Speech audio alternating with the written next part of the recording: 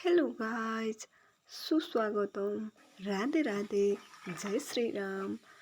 म चाहिँ आज चटपटेहरू बनाउन लागेकी छु।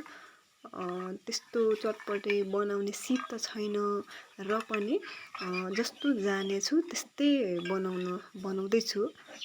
हेर्दै गर्नुहोला है त। हामीले यसै गरी घरमै बनाएर चाहिँ हामीले चटपटेहरू खानुपर्ने हुन्छ।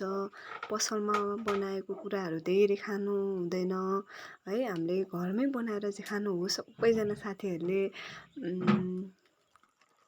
घरमा पनि यसरी बनाएर त खानु हुँदैन यस्ता कुराहरू है। अब कहिले कसो त यसो खानुहुन्छ नि भनेर मैले चाहिँ यसरी बनाउँदैछु। हेर्नुहोला, मिठो, एकदम धेरै मिठो भयो होला भन्ने लागेको छ है। अब टेस्ट गर्छु है त। म आतुर भइसक्यो मलाई खानलाई।